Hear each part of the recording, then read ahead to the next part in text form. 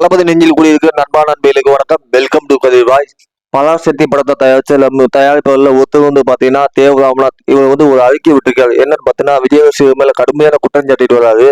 என்னன்னு பாத்தீங்கன்னா பராசக்தி படத்துக்கு திட்டமிட்ட வந்து பொய்யான எதிர்மறையான விமர்சனங்களை பரப்பிட்டு வராமா அப்படின்னு ஒரு குற்றச்சாட்டு பதிவு பண்ணிட்டு வராரு. உண்மையிலேயே அந்த படத்துல கண்டென்ட் நல்லா இருந்துச்சுன்னா படத்தை பாக்குறவங்களுக்கு பிடிச்சிருக்கு, பிடிக்கலன்னா பிடிக்கலன்னு சொல்லுவாங்க. ஏன்னா மக்கள் வந்து காசு கொடுத்து தான் பாக்குறாங்க, ஓசியில பாக்கல. அதனால படம் பார்க்கறவங்களுக்கு கண்டென்ட் நல்லா இருக்கணும், இது நல்லா இருக்கு, இது சூப்பர் ஆக பாராட்டி இருப்பாங்க. இந்த படம் பார்க்க வரவங்க விஜய் ரசிகர்கள் மட்டும் வர மாட்டாங்க, எல்லா நடிகர் ரசிகர்கள், ரஜினிகாந்த் ரசிகர்கள் இருப்பாங்க, அஜித் ரசிகர்கள் இருப்பாங்க, விக்ரம் ரசிகர்கள் இருப்பாங்க, சூர்யா ரசிகர்கள் எல்லாருமே இருப்பாங்க. நீங்க சொல்றது எப்படி தெரியுமா? இந்த எல்லா நடிகர் ரசிகர்கள் அப்படியே விஜய் ரசிகர் மேல கோபத்தை காட்டுங்க, திசை திருப்பீங்க.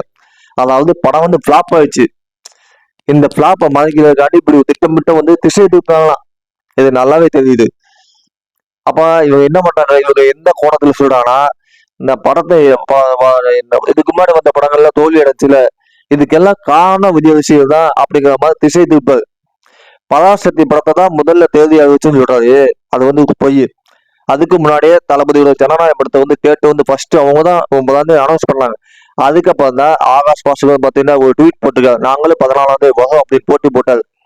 இது மட்டும் இல்ல, ஆடியோ லான்ச்சு, அதே மாதிரி டிஆர்பி டிவியில ஒளிபரப்பு எல்லாத்தையும் போட்டியா வந்தாங்க. முதல்ல நீங்க 14ஆம் தேதி ரிலீஸ் பண்ற மாதிரி இருந்துச்சு, அப்போதைக்கு 10ஆம் தேதி மாத்தினீங்க. இதுலயே உங்க தெரியல உங்க வன்மணிக்கே போட்டி போடுறீங்கன்னு இதுல எங்க சொல்றீங்க? நாங்க யாருமே போட்டி போடுறது கிடையாது, நாங்க சொன்ன டேட்ல ரிலீஸ் பண்றதுதான், சொன்ன டேட்ல ரிலீஸ் பண்றதுதான் தளபதியோட படம். அது சில படங்கள் பிரச்சனை ஆகி தள்ளி போகுது, அப்படி இருக்கு. ஒருத்தரோட மோதி நாங்க பின்வாங்குற பழக்கமே கிடையாது. இது நீங்க திட்டமிட்டு சதி பண்றீங்க.